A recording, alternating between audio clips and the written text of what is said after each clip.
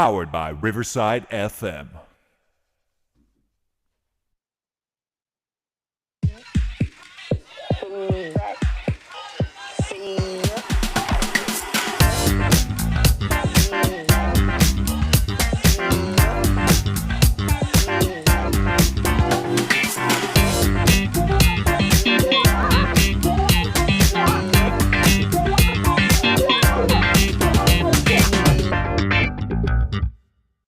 What I was trying to say is that if I can change, Я думаю, что каждый тоже изменился and сегодня. you can change, Вы можете измениться. everybody can change. Каждый может измениться. You're listening to WildFireRadio.com presents the Jerry Torres program. No bad news, no sad news, no politics, no religion, just happy fun stuff. And now, here's your host, Jerry Torres. Five-time Emmy Award-winning anchor Ron Burgundy and Tits McGee. Now go to that voodoo that you do so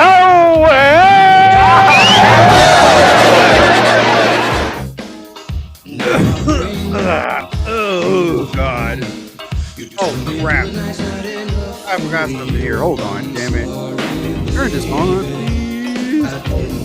Hey. Oh, my Lord.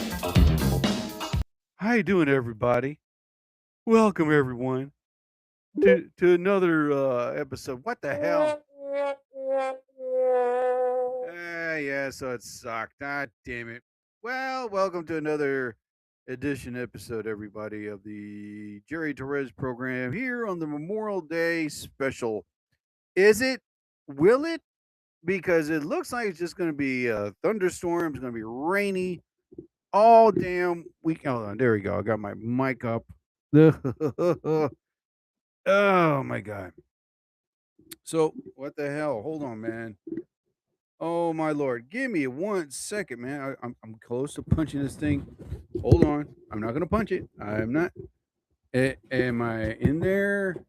Yes. Whew. My God, man.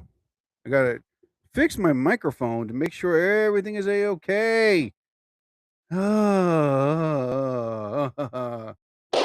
Yeah.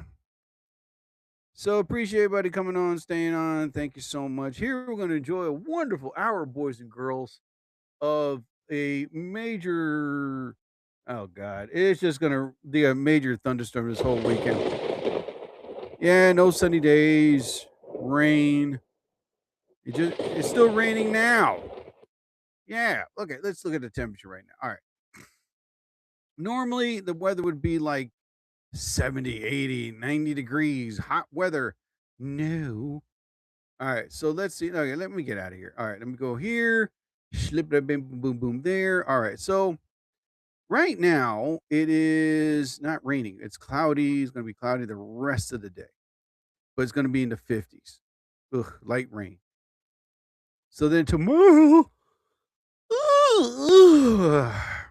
is going to be in the 50s to low 60s. That sucks. But then, check this out, boys and girls. On Saturday, it's going to rain all effing day. And then on Sunday, rain until 11. What the hell? But then on the Great Memorial Day, it's going to rain. Jesus, man. This blows. It blows. But anyway, be that as it may, man, just make the best of it. I mean, listen, there's some people right now getting ready to go to their beach house, and I don't know what the weather's going to be like at Seaside or Atlantic City. It's going to rain. I know that. Shit. Uh-huh. Oh, drinking my tea. Un momento, por favor. Oh, my God.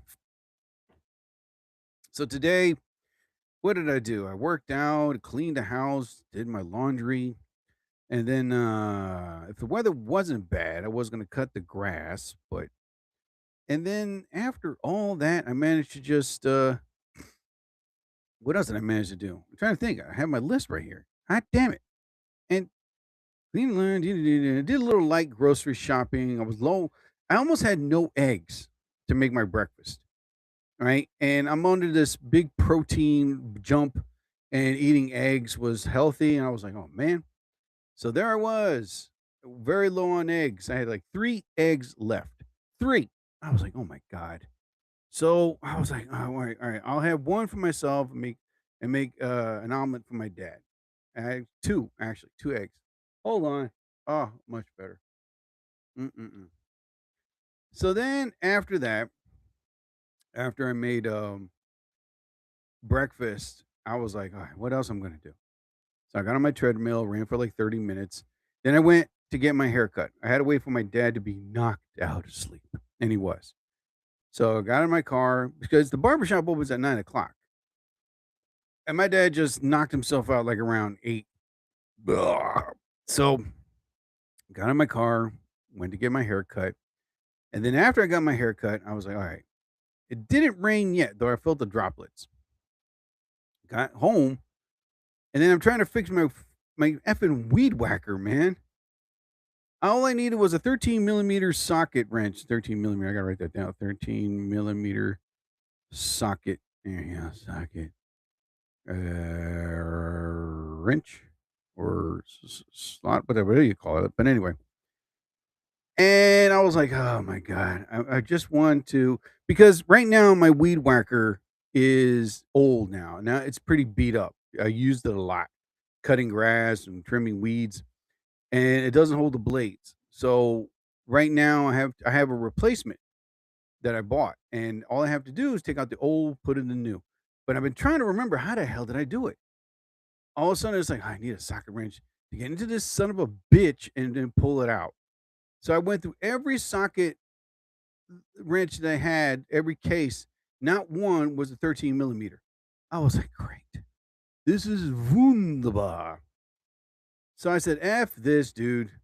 So I put it to the side. I said, well, I'm not cutting grass yet. So I figured if I have time tomorrow, I'll stop by Walmart because Walmart has everything. So I figured if I go there, grab me or buy me another socket wrench thing, I can come home and then hopefully I can replace it. And then come next week, God willing, the weather is nice, I can begin cutting my grass again. Because right now, my grass is like, hey, Jerry's not around. Let's let's piss him off. Let's grow everywhere. I'm getting grass on my sidewalk, on my driveway. I'm getting now I'm like, damn, I gotta buy a weed killer. I'm like, more weed killer. I'm buying the safe stuff this time. I'm gonna use up what I have and then grab some really good safe weed killer. You know that stuff where you see the dogs now can go outside and drink the stuff. I don't know what the hell it is, but anyway, it's expensive. It's like $35, but I don't care. I need weed killer. I don't like weeds growing around my yard. So next thing you know, I'm like, F this, man. So I go upstairs and I take a shower, get myself ready. I cleaned up my dad a bit because he was going to have his doctor's appointment. And speaking of that, I definitely got to make an appointment with my doctor to get a physical for myself because it's been a while. Now, listen, I'm not saying I'm the most healthiest guy in the world, but it's good to get a checkup from time to time, which I didn't do last year. I didn't want to become a hypochondriac like the way my mom was. Oh my God, call the doctor. Oh my God, I think I have hepatitis, AIDS cancer. Oh my God, where? My big toenail. I feel it. I'm like, oh my God. I didn't want to become that. So I figured, you know what? I'll give it about 6 months to a year, not make any appointment with my doctor unless it's like an extreme emergency. But since then, I was like, all right, now, you know what? It's almost May and it's Memorial Day weekend. So first thing I'm going to do on Tuesday, set up an appointment and, have my doctors check me up. Urine test, if it's blood work, if they ask for blood work, yeah. If not, then it's just going to be, urine and brain scan, whatever. Oh my God. So I'm going to do my best to get a physical. Other than that, But I did go to Wawa and I did try the Wawa tacos. Okay, now this is what I gotta say. They're okay. They're not bad. they're not the, how can I put it? They're not like the best tacos in the world. Yeah.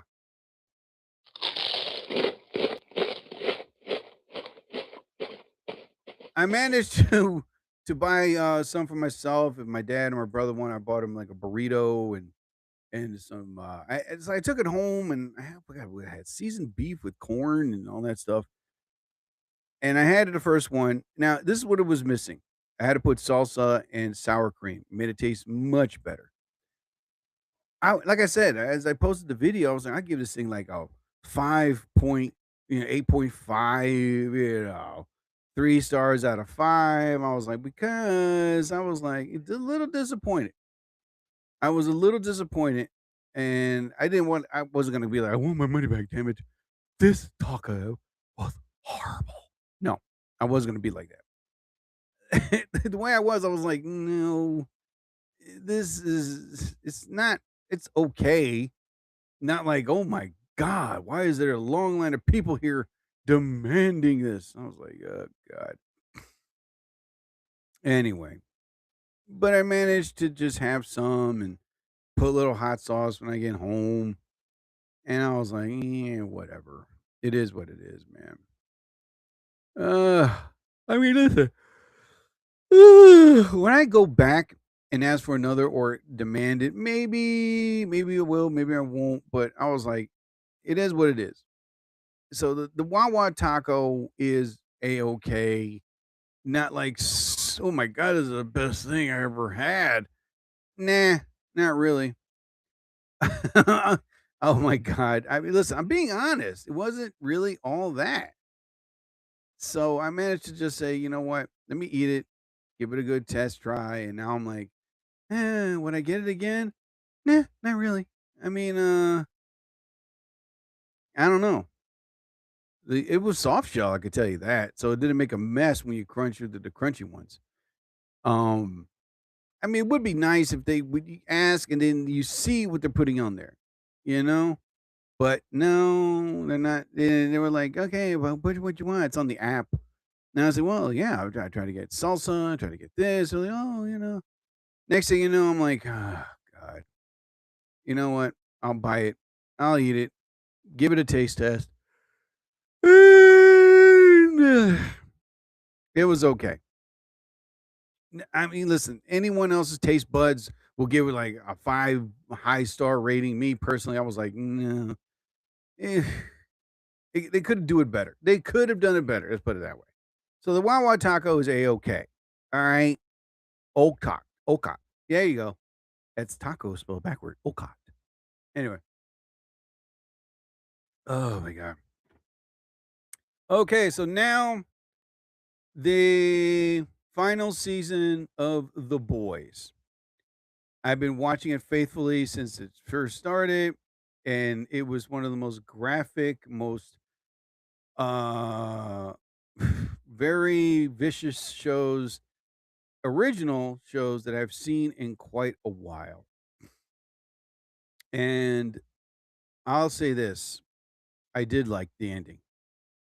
I did like it. There was a lot of sacrifices that had to be made on two main characters. Frenchie died. Spoiler alert if you haven't seen it, but I don't care. Poor Frenchie died. He had to sacrifice himself to save two people. His pee was ripped off, and Butcher died. Because he wanted to use the virus to kill all the superheroes because he knew that Vought was going to create another Homelander. But that was stopped by Huey, who had to kill his friend in order for him to save people, you know? And then the ultimate ending when, oh my God, what's the name of that woman? Oh my God, Yuki, But anyway, she had the powers now can drain the superhero's other power. And she did it, you know? She got so angry and ferocious, like her chest had enough energy to take away Homelander's power. And I was so excited of that scene. He was like, huh, what the? He tried to fly, he couldn't fly. He tried to punch, he couldn't punch. He tried to use his laser eyes, couldn't use his laser eyes. And the next thing you know, he tried like to, now he was a punk. Now he was a human. Now he had no powers at all whatsoever.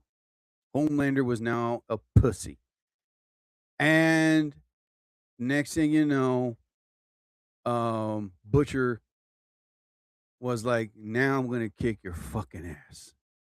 And he did. He was whooping his ass left and right. And then Homelander became the biggest pussy bitch ever, begging for his life, begging for him to stop beating him, offering to go down on him. I mean, it was to a point where his true side, without his powers, how he really is. And the next thing you know, the whole world was watching it. It was claiming himself to be a god, claiming himself that he's the second coming, and it turns out that he was not. You know, he was a bullshit artist, and that he was just basically abusing his authority and power to the world. You know, but it turns out when that's taken away, what does he have left? Nothing. Nothing. Hold on. Oh my God. Do I have to sneeze? God damn it.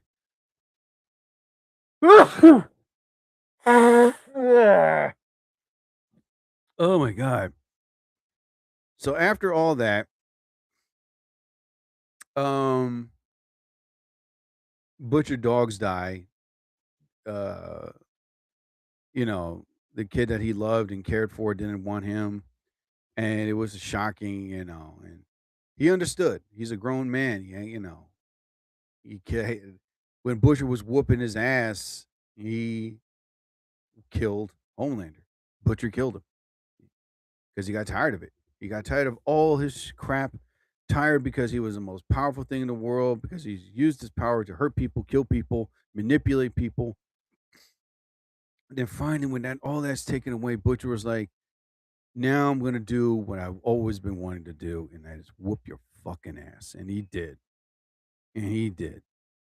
Of all the stuff that he did to Butcher, effed his wife, destroyed his reputation, had others hunt him down. I mean, the stuff that he did to people was just,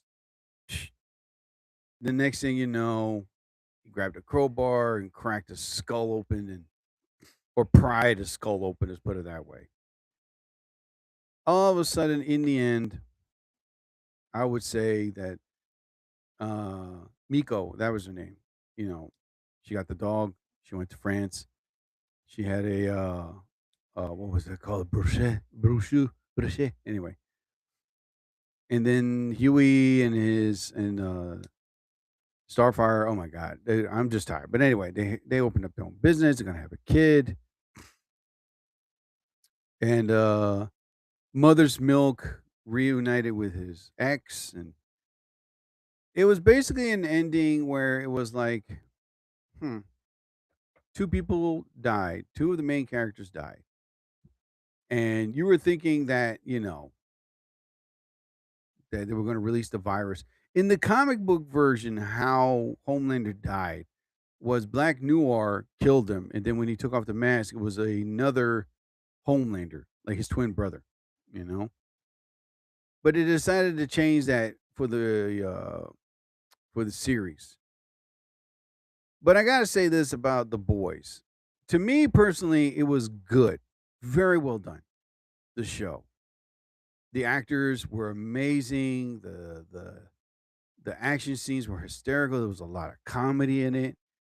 There were a lot of surprises, you know, and basically, it's a show something like that should not be on ABC, NBC, or CBS, because when you put it on Amazon Prime or a show like that on Netflix or some streaming service, they let loose. They show everything, and that's how The Boys were.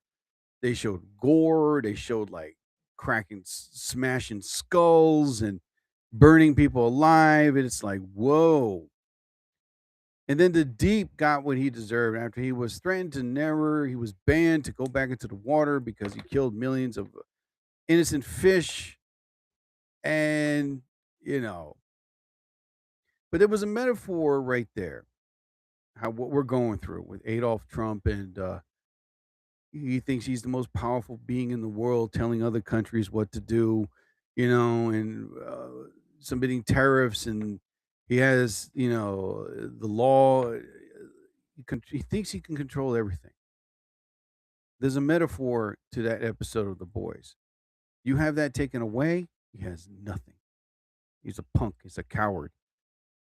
You know, and that's what's basically going on. You take away power from somebody like Adolf Trump, he has nothing. And there's a lot of people standing up to this man, and that's a good thing, a very good thing. Because the character in the show called The Deep, he was an ass kisser, a brown noser, a dick sucker, a yes man. Like, he couldn't think on his own. Like, he really depended on, and like Homelander to be there by his side to serve him. He wasn't. He was a pussy, basically. You know what I mean? The man couldn't think for himself. The man couldn't even survive. The man was just had no soul. He had no spine. He had no confidence. He had no nothing. And he had his what was it? His octopus girlfriend that he killed after she told him, "Listen, you can't. He's controlling." And then everybody was telling him, "Listen, he's controlling. He's manipulating you. He doesn't like you. He doesn't want you. He just wants you to keep kissing his ass and for him to keep telling you what to do, and you do it because it satisfies him." And the list goes down, and the list goes down. So by far, and there's this episode in the season finale where um Homelander walks up to the Deep and says, "You know how easily I could have killed you, but you know why? I'm not going to do it because I love watching you, you know, be like, I got to see that scene again." But he was just telling him, "I just love watching you be a spineless man. That's what you are. And for me to see that, I want to keep you alive so that we can remember what type of guy you are. Spineless, coward, useless." So I was like, damn. Oh my God. It's a crazy world we live in, man. But yeah, the season finale of The Boys. It's done.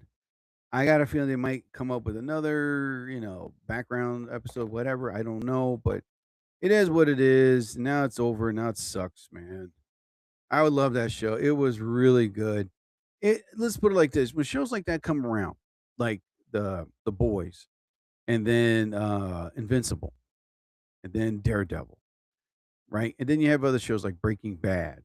And for me, shows like that have, a great storyline, a good following, great characters, and you know where the show's going. It's suspense, action, uh, unexpected, pop-ups. It's like, oh crap, what the hell just happened? It just leads you to think like, wow, somebody's out there writing. Someone's out there doing something. But now you just gotta wait for another show to come around. There's so many stupid shows about chick flicks and teenagers, and everybody's pretty. It's like, oh God. Or somebody owning a ranch. It's like, oh boy, here we go. "Yeah, I own this ranch. This is my land." And then another guy's like, "Oh yeah, I could definitely take away your land and property." I'm like, oh my God. Enough of this. So The Boys is officially over, and it was a very well done. I liked the ending. It was very well done. So now the movie that's coming out,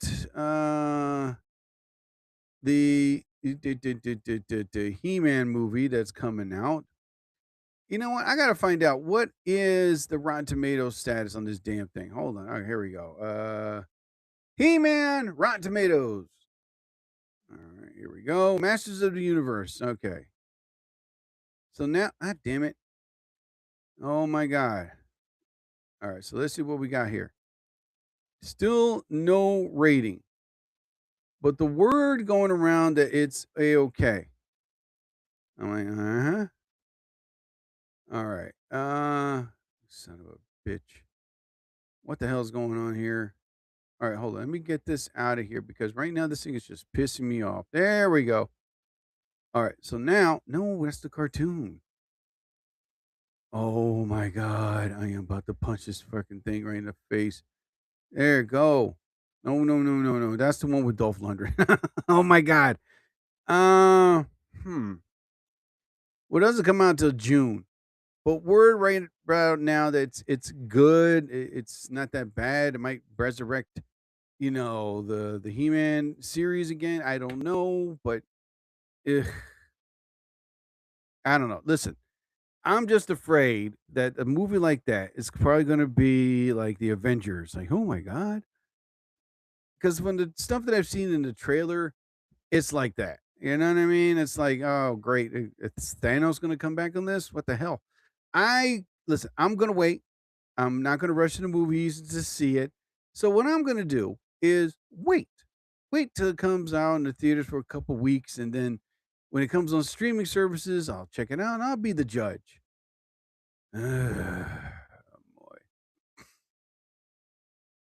What type of world we live in, people? Oh, my God. Anyway. Where's my thing? Oh, no, I don't want to see that, man. Thank you. Give me 1 second here. Hold on.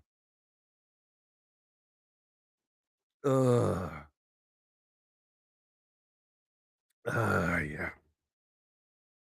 Yeah, drink my hot tea. Anyway, so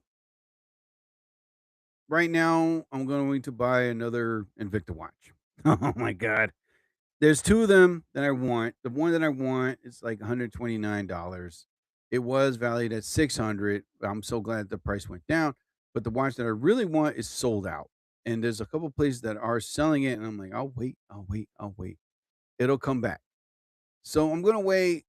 And once the price is hopefully reasonable, then I'll get it. For right now, I just don't want to talk about it because the thing is, man, I'm just going to be like, holy crap. I'm trying not to become addicted to it by any means. What the hell just happened here? What's this?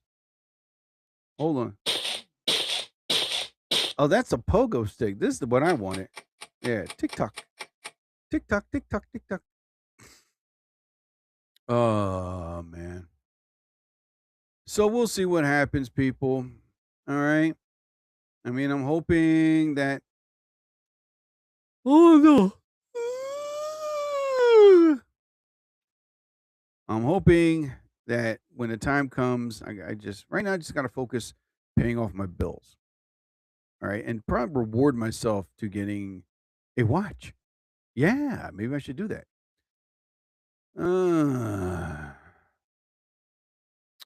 Anyway, so like I was saying before, there's a lot of new movies coming out, sequels that are on the verge of coming out in the fall and winter, and by far, like all these like Masters of the Universe, they have the popcorn box thing. It's gonna be like the Grayskull popcorn bucket combo, $44. The Power Sword cup is 39. Power Sword cup. What the hell? Hold on. Let me check this out. Okay, they don't. Oh, there it is. I just farted. All right, so the Grayskull popcorn box is pretty cool. Doesn't look that bad. And then they have the Power Sword plush, and the Power Sword cup. And oh my God, they are going all out on this, He-Man stuff. Ugh. I don't know. It's like I said, I'm not going to rush to the movies to watch it. You know what I mean? I'm just going to wait until it comes out on the streaming services. That's what I'm going to do. Oh my god, man. And then the Mandalorian and Grogu, that's another thing. I'm like, oh boy, knock it off, people. Ugh, my God, so much of this stuff is coming out. I'm just gonna wait and stay calm, stay cool. Sheesh. Ugh. Anyway. Oh my God, man. I had a very long week too. Very long, busy week. And what I didn't want to do was what the hell is this? Hold on for 1 second here. Something's coming up. Hold on, let me see here. Oh, let me see. What the hell did I just watch here? Oh. Anyway, you know what? Let me just eject out. All right, hold on. And let me go to here. There we go. All right. Uh, yeah, so I had a very long week. I was, working these, and my job is just slowly getting to me, and I'm right now just counting down to take my week off from work. And I just want to plan things and do things and go places. Like the first thing I'm going to do is go to the beach by myself. That's the first thing I'm going to do. Oath to God, I'm going to do that. Grab my book, grab my chair, get everything planned out, my extra clothes with me, and my cash, and my little low chair that I have. And after that, God willing, the weather's very nice. Just go to the beach by myself, collect my thoughts and feelings, and just get away from everything and everyone for like 4 or 5 hours. You know, and the weather has to be very nice. The weather has to be amazingly cool. So I have to at least plan it out, but plan it out perfectly if it does happen. You know what I mean? So after that, I'm planning to just go out and do things like maybe take salsa lessons again, find a place that has salsa lessons, and work out a little longer and do more things of the things I've always wanted to do and get done. You know, like tonight, I didn't go to no open mic. I wanted to stay home tonight. I really wanted to stay home. I didn't want to go out to no con. I didn't want to do a comedy show tonight because due to the fact that I had a very long week, and I just wanted to just say, you know what, let me just stay home. I just want to stay home. So as soon as I get off this thing, I mean, I'm gonna take a nice shower and probably watch movies or begin writing and hopefully fall asleep to like around 12 or 1 o'clock. Mm. And then after that, tomorrow, since the weather's gonna suck, I hate to say this, I'm kind of happy it's gonna be because I don't feel like going out. Um, so the next step I'm gonna do is tomorrow go grocery shopping, and then after grocery shopping, come home, hopefully have a nice meal, and then the rest of the day just chill, just relax. Hopefully all the way to Saturday, you know? Oh my god! Because right now there's too many movies and TV shows, and it's like all this stuff that I really want to see, and I'm going to. And so we'll see what happens, man. Oh my god. Anyway.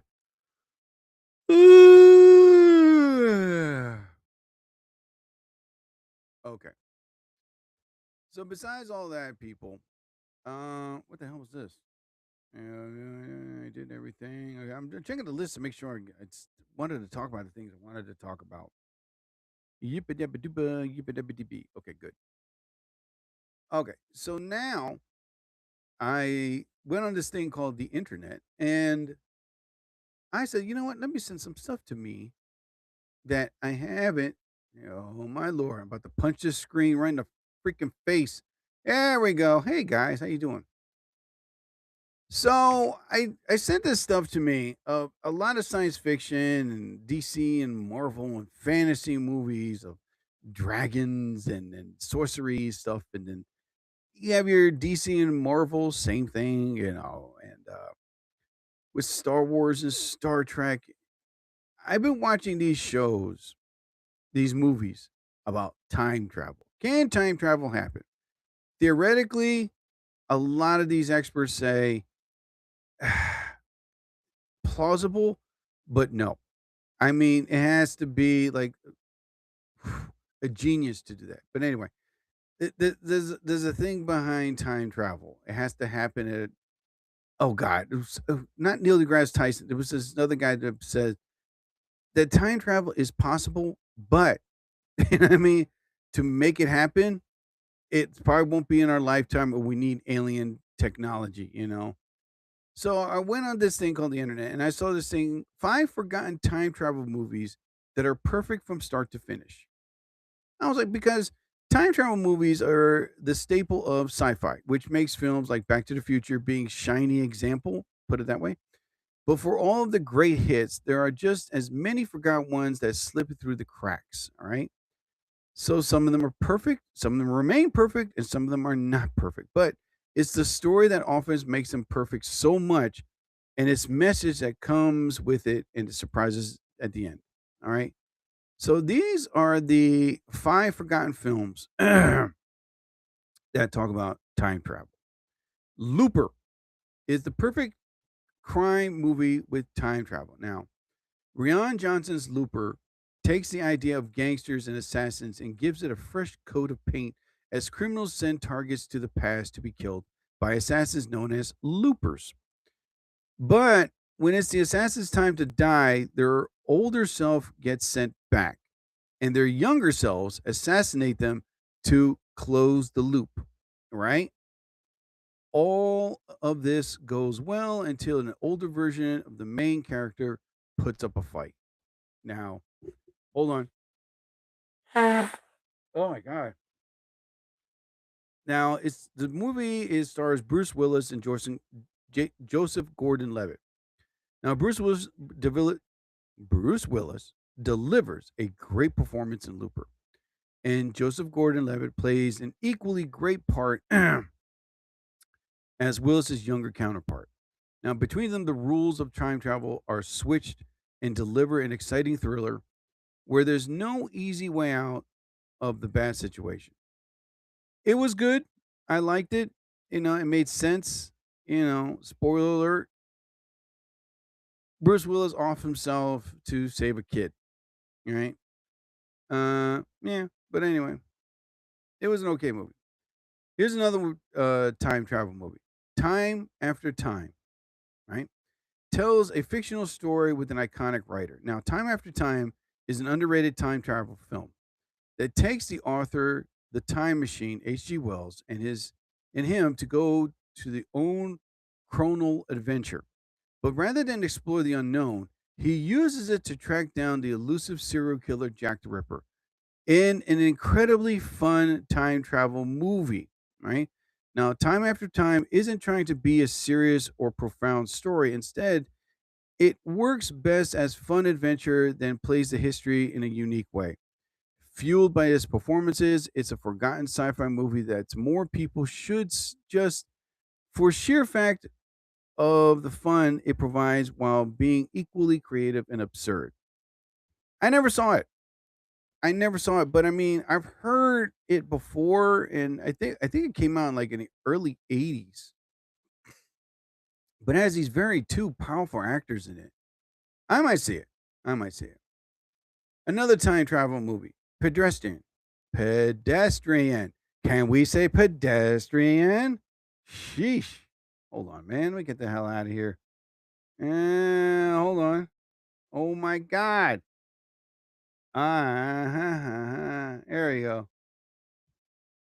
I insist. That's not what I wanted. What the hell? Oh, wait a minute. Oh, crap. What the hell did I just do? All right, there we go. Oh, my Lord. There we go. Okay. Yeah, that's the word I wanted to look for. There we go. Got it. I insist. I'm about to punch this thing. Uh, oh my God, I lost it again. Son of a bitch. Oh my God, I'm about to punch this thing. There we go. There we go. Now this is what I do. Add to favorites. Perfect. Oh my God. I really don't want to lose it, people. I really don't. Anyway, so okay, now back to these movies about time travel. Okay, pedestrian. Oh wait, wait a minute. Predistitation. Predistitation. Anyway, it's an intense thriller about a shocking twist. God damn it. Predistitation is a time travel thriller about an agent who races through time to stop a mysterious bomber. But as he continues to unravel the deep mystery, there are more and more surprises that leads to a chilling revelation about why the bombings are happening and who is truly behind it. Predistitation is another unheard of sci-fi thriller that plays with the genre to tell a totally unique story that's hard to find anywhere else. It's an amazing performances from actors like Ethan Hawke, Sarah Snook, and isn't afraid to play the concepts of paradoxes and consequences. I might see this movie. Here's another time travel movie. It's called Safety Not Guaranteed. It's a funny time travel film that blends with drama. Okay. Now, answering an ad to travel back in time, Safety Not Guaranteed, is a story that bridges multiple genres as a small group meets a man who created the tools to travel back in time. His goal is to save life of his girlfriend who has died in the past in an accident. But the story progresses, more surprises and are revealed. Now, Safety Not Guaranteed may be a sleeper time travel movie, but it's far from a bad one. It's a great mystery, great performances. It also uses the time travel backdrop to deliver a great lesson about never judging a book by its cover. And now, even something as monumental as time travel can still be used to tell very human stories. Okay, I might see this movie. I might see this. I like stuff like this. Now, here's Safety Not Guaranteed. Beyond the Infinite 2. All right, this is another time travel movie that many people have forgotten. Now, Beyond the Infinite 2, minutes tell a small story with big implications. Okay. Of all the forgotten time travel films, 2020's Beyond the Infinite 2 Minutes has to be one of the best, most creative, as it follows a man in a cafe who has a computer that allows anyone who looks to see 2 minutes into the future. From there, a deeper story involves that includes paradoxes, gangs, and romance. Now, Beyond the Infinite 2 is one of the most more creative sci-fi movies than it came out of Japan and does a great job of using its premise to send a deeper message. What could have been a chaotic time travel film is instead a story about ensuring one's happiness even if they know what the future holds. Okay. So right now there's many people like saying, whoa, they didn't talk about the Terminator. Oh, okay. Back to the Future. The Time Machine, 1960. Listen, the way I see it is like this. There's so many movies right now being made about time travel, like The Avengers. That's a great example right there. Just to grab the Infinity Stones. The Final Countdown. I mean, good God, the list goes down of all these time travel movies. But these were like the five best that they said were pretty much there's a story, there's a background, there's a meaning to it. Paradoxes. What would happen if you cross lines? Something like that. Listen, the butterfly. Listen, do I believe in time machines? Can it be made? My God, man. Call me a nerd, but here's my answer. Yes, a time machine can be developed. Right now, people are like, gee, You're stupid. You know what I mean? No. I would just say, listen, let me go by saying this. All right. With these time travel films about like changing something, saving someone, um, you know, who to find a killer or what they look like. To me, it's to a point where maybe fantasy could be a point to reality one day when it does happen. You know, maybe there's a way that before Adolf Trump became president, he can finally be arrested before he became president and still in jail forever. You know what I mean? Something. Hey, we can go back in time for what? Well, get the young Donald Trump and put him in jail forever. You know. But listen, I do believe in time travel. It can happen. Neil deGrasse Tyson mentioned it, talked about it, and he said, "Yeah, it's a possibility. Who knows?" So keep hope alive, believe. All right. So this is the Memorial Day thing, about celebrating our troops. May they all rest in peace. The ones that are alive, thank you for your services. But let's move on, people. All right. So again, here's the something else that I found very interesting. I am a huge fan of cop dramas, action ones. Like great example, Heat. Oh my God, that's one of the best crime films ever. Now here are the 10 greatest R-rated thriller masterpieces ranked. Okay, I'm gonna read this. I'll go over my time. I don't care. So you have many movies like Crime 101, Bullet, The Town, have brought audiences into theaters in droves with a lure of mystery and suspense. All right. Now, as a great family friendly side genre, these are R rated. Tackling anything from organized crime to serial killers to no holds barred approach rarely fails to garner praise and success. Now, considering many of these crime movies are violent, sex play, you know what I mean, horrific brutal beating scenes and killing scenes. Now, from retro mysteries that will still define noir movement to borderline horror flicks. Now, that's one thing. Don't mix it up with horror. Keep it steady, just like Heat was. Mm. Oh my god. Oh, I'm running low on my tea. Now I'm sad. All right, so here are the top. What is it? It's a 10. Yeah, it's not ranked from 10 to 1. You know what? Screw it. All right, so here are the. Did I just mess up here? All right, here we go. All right. Oh my God. What the hell just happened? Oh, all right, there we go. All right. So here are the top 10 R rated cop dramas and action films. Dirty Harry ushered in a new era of action thrillers. All right. Now, Dirty Harry took Clint Eastwood out of the Wild West after his Dollars trilogy's success and transported him into a whole new era of gunslingers. Now, mind you, the thing came out in the 70s. Now, the movie opens with a shooting spree by a sniper serial killer, the Scorpio. Dirty Harry Callahan, along with his new partner that he always dies, along with his new partner, no nonsense cop sets out to save a city from relentless shooter.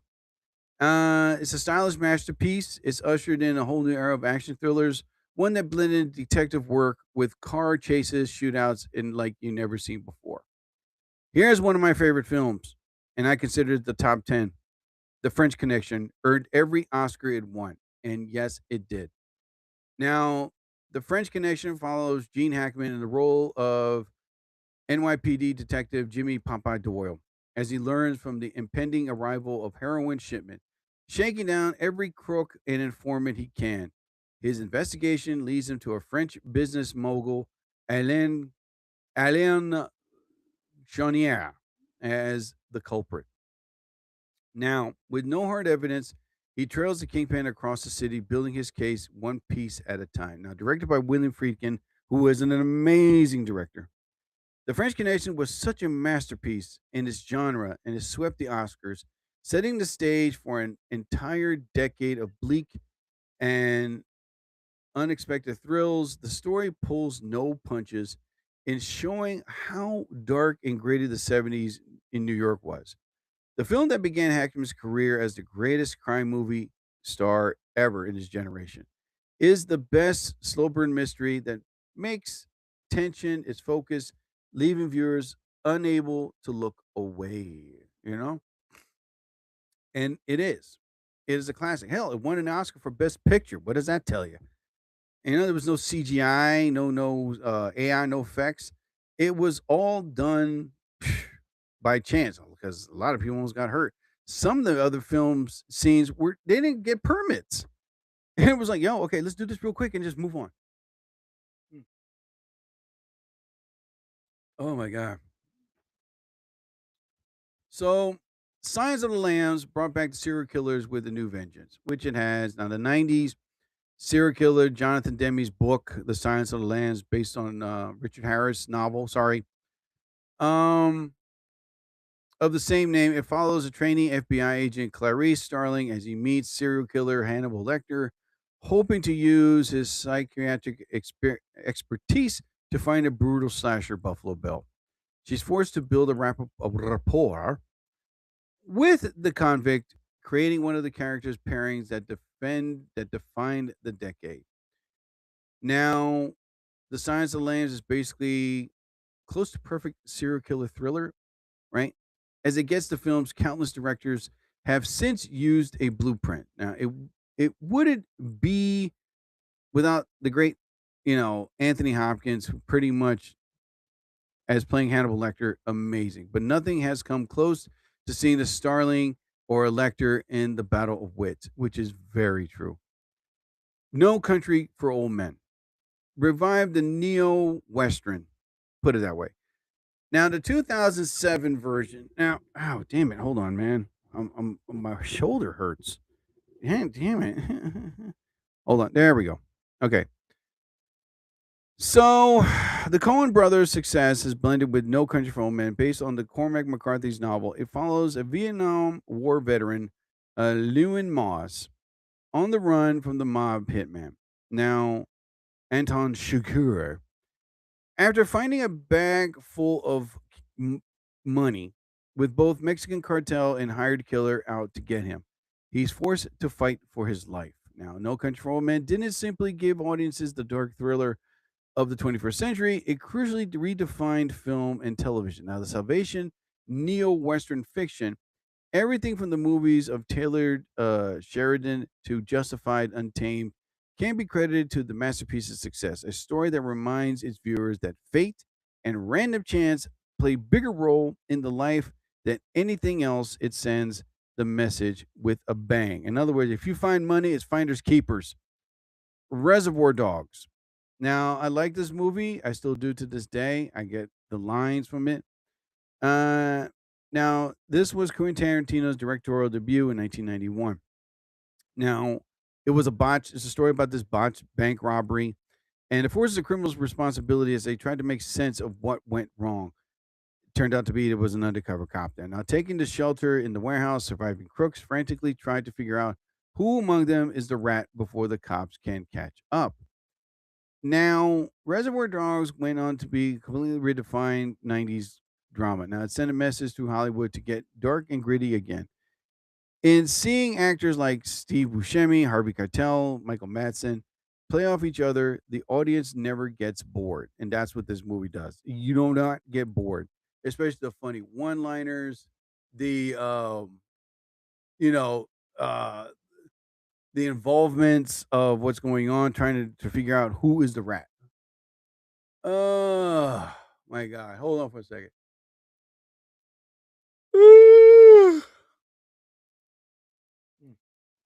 Great. I'm low on tea. Son of a bitch. Heat is the greatest heist movie ever made. That, in fact, is immensely true. Now, Heat focuses on a gang of elite Los Angeles thieves headed by a disciplined crook named Neil McCulley. As they plan their last big score, a job big enough to let each man retire, Detective Vincent Hanna starts investigating them, leading them to the boss. As the bank robbery nears, the cop pulls out of the stop and lays a trap for the robbers, leading to one of the most epic movie shootouts of the 90s. Heat is a brilliant because at its core, It's less crime film than it's a character study of those involved in the life. On the side of the cynical cop, a man consumed by his job and the expense of his personal relationships. On the other hand, is the inverse, excuse me, as the criminal who lifestyle has made it impossible. Now, for him to settle down and find love just as both men start to confront the faults of their lives, the climactic bank robbery throws everything into chaos, sending the men against each other despite their mutual respect. Now, that's what's great about this movie. Yeah, Hannah likes you. You know, hey, you show up like this, you show up like that. And in the diner scene, that was to this day, that's like playing chess. They weren't yelling at each other, they weren't making threats. You know, he didn't want to arrest the guy. He was giving him a chance. You could walk out of this. I won't arrest you. I want this look the other way, blah, blah, blah, blah. But the infamous line, you do what you do best. Stop guys like me. I do what I would do best. I take down scores. I was like, oh my God. Like one guy's like, no, I'm gonna do my job. I'm a crook. I'm a thief. I gotta do this. And then Al Pacino was like, well, listen, no, you gotta stop doing this. Now, mm, oh my God. The original Heat came out in the early to mid 80s. It was called LA Heat. It was directed by Michael Mann, same person, written by Michael Mann. But at the time, he was just like a beginning director. They gave him like this very low budget. He did what he did and did what he had to do to make this movie. You can find it. It's on YouTube. It's called LA Heat. And it's like the modern, cheaper version of the Heat we see now because finally, when he had the money and had respect, they were like, hey, okay, we'll give you $170 million to make this version better. And he did. Like he rebooted it. But yeah, Heat's still up there, man, to this day. It's almost 3 hours long, but finally it's like as close as to real as to what cops and criminals are to each other. Here's another one that's also pretty much like the best of these cop dramas, whatever. Seven gave audiences the quintessential subversive ending to of the 90s.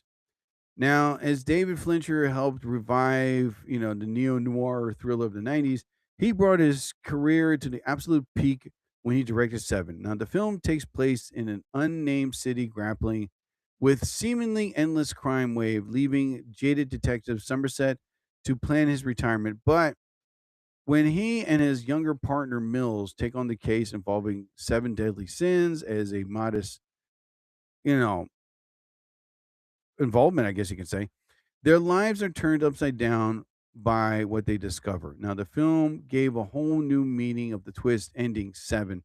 Starts as a dark as possible and never once, relents. Fincher makes sure that the audience understands just how hopeless the world around Somerset and Mills is, daring them to care about the city and the few redeeming qualities. It's a gut wrenching detective story meant to be experienced, not solved, refusing to answer all its questions and keeping the fans debating the 3 decades later. Witness, starring Harrison Ford, came out in the 80s, is about a child that witnessed someone to get murdered. And now they want to kill this kid. The mob finds out it was turned out to be it was a crooked cop, and they so in order for them to stay in hiding, they go to an Amish farm. In the home of he gradually starts to develop feelings for his host. I like the ending, they know that they can't be together and they go their separate ways. But I mean, let's put it like this: by today's standard, everybody went down with cameras everywhere. But this movie alone, it was okay. Harrison Ford was nominated for an Oscar for Best Picture, for Best Picture. God damn it, for Best Actor, which he did a very good job. There was a very young Danny Glover in this movie. I mean, it was okay. It was okay. It had many phenomenal tensions in scenes, and you know. So yeah. Wait a minute, Harrison Ford. Wait, Harrison Ford turned in one of his best performances, one that should have earned him an Oscar as the detective learning to live his new culture. Wait a minute. Somebody wrote it wrong because they said he was nominated. How dare they lie to me? Here's a classic one that's also one of the best top detective films, Chinatown. Uh, it came out in the 70s. It was Jack Nicholson's best performance as Jack Gates, finding out, why these people are being killed. Now, okay, Jack Nicholson starred in China. Set in the 1930s, the movie focuses on the private eye, Jack Gates, and his latest exposure of an apparent cheating husband gets the man killed. When his widow shows up, Gates works with her to solve the murder, exposing a horrific crime in the process. A masterclass of channeling a bygone era of cinema. Now, this was a film that redefined hard-boiled detectives forever. One of the best written crime narratives and already an impressive decade of the mystery where it unravels, the more despondent the viewers feel. Now, for people who like a story unafraid to deliver a gut punch ending, this is one of the best of all time. It's considered a classic. In the building good thriller, few movies have come close from Chinatown in the past 50 years. LA Confidential, that was a great film, won Oscars as well. And there were so many, the Thomas Crown Affair, and the list goes down. Um, be that as it may, there's not that many crime films out there nowadays. It's too much of a cliche, too much of the same storyline. Drugs, hiding money or embezzlement, or crooked cops, crooked detectives, and the list goes down. It's like, nobody just pays attention anymore and just says, you know what, let's stay away from something that's been done. Some of them don't even do their research. Before he came out, Robert De Niro said he interviewed actual criminals, like professional criminals. Al Pacino hung out with actual retired police detectives, to find out, to get in their mind what they deal with. But it sucks nowadays, man. There's not that many good crime films out there that make me want to, rush to the movies and see it. I hope, somehow, some way there will be one. There's too many car chases, too many like shootout scenes. It's like, oh God.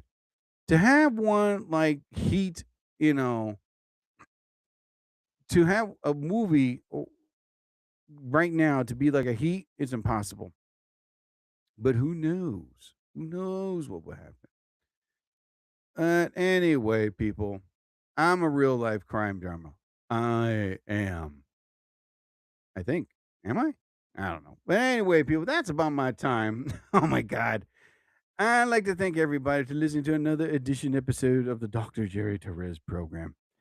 Well, as y'all well know, I am an accomplished author. I've written a book entitled Chinese Food for Breakfast. You can find my book either on lulu.com, that is Lulu, or on Amazon Kindle. And it's an ebook. You can download the book, read the book anytime, anywhere on your phone, tablet, or your laptop. And the book is only $4, people, so you're really not going to be breaking the bank. So download the book today and enjoy a good read, Chinese Food for Breakfast by Jerry Torres. Also, listen to my good friend Letice Mitchell's podcast show, Toys Talk. She's in the works of making a comeback. You can listen to her previous podcast shows on TikTok, Instagram, or on YouTube. Also on iHeartRadio. Her podcast show is about fun, life, family, relationships. Whenever she talks about it, she makes it funny, hysterical, as she's one of my closest and dearest friends in the comedy business. I love watching her perform. So go on TikTok, Instagram, or on YouTube, or on iHeartRadio, and find Letice Mitchell's podcast show, Toys Talk. It'll make your head spin. Toys Talk with Letice Mitchell. Real bad. Toys Sunday. Talk. It'll knock your socks off. Also, listen to Gordo B. He is an up-and-coming hip-hop artist. He's making a great, he's working on a tour, let's put it that way. It's going to happen, man. You can find his music on TikTok, Instagram, or on YouTube. You can download any of his songs that are on Instagram. I compare his music to, as a matter of fact, you know what? I'm in a good mood. I am going to play Gordo B, some of Gordo B's songs right now, so that way you can hear one of his samples of his music. Gordo, god damn it. Not Girder, Gordo. Gordo B. There we go. I got it. Okay, so now give me a few seconds. He has a music video that's up right now. Oh my goodness. He looks like he's homeless. 20% of happiness. All right. Here is one of his songs, 20% of happiness right now.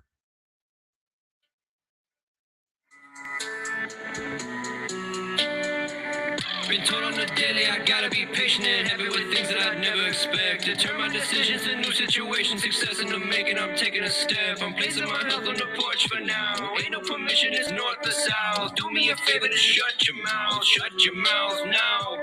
I lean back and forth with my bullshit, stepping up to my pulpit. Could've fucked around, started copping pounds, we'll be down and out with my skull split. Should be playing. All right, that's a sample. That's one sample. That one's called 20% of happiness. Hold on. What the hell, man? Oh my god, I'm about to punch my damn screen. Maybe. All right, hold on. Here's one. Here's another one that I like. All right, here we go.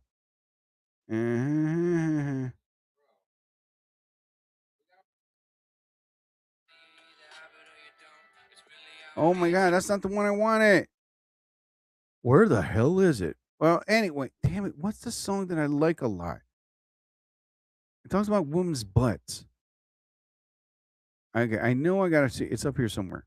Ah, here it is. Curves. Here's one that I really like. All right, this is the one I like.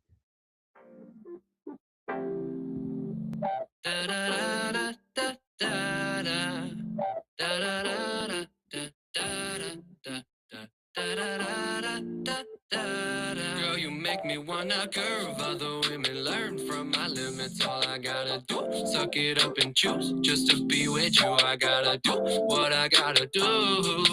To curve other women. Yeah, you make me wanna curve. Other women learn from my limits. All I gotta do, suck it up and choose. Just to be with you, I gotta do what I gotta do. To curve other women. Yeah. All right, that was another great example. Oh my god. So find and look up Gordo B on TikTok, oh, what the hell? My microphone. Oh my god, hold on. Damn it. Okay, so you can find him on, oh my god. So you can find him on TikTok, Instagram, on YouTube. Download any of his new music. Download his new album. Check him out. He's doing a world tour. That's Gordo B. Is spelled Gordo, big letter B. His music, I compared it to Diggable Planets, Tribe Called Quest, and De La Soul. All 3 in 1. You can just put your headsets on and just bop your head. So find Gordo B, people, and also listen to Funky Times. They are a great band. They mix up with jazz, funk, rock. They know how to make music and make music right. If you're interested in hiring them for a special event, send them an email, work things out, and you won't regret it. And speaking of Funky Times, I use their music pretty much to close my podcast. In a 3, a 2, and a 1, and a 1, 2, and a 5. Oh my god, it was too fast. Anyway, ladies and gentlemen, thank you all for listening to another episode of the Jerry Torres program. As I always say towards the end of my podcast, whatever religious figure you believe in, may you be blessed. I bid you all a fond fondue. I'll be back. So I ask you all, please don't go changing. I'm gonna get it going and bye.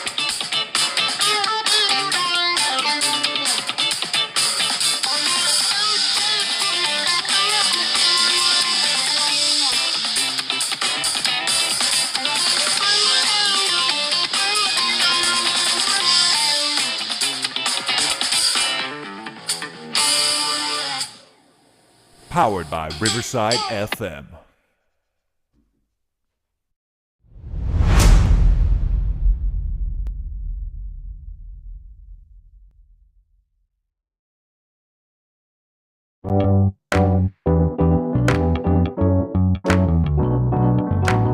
Powered by Riverside.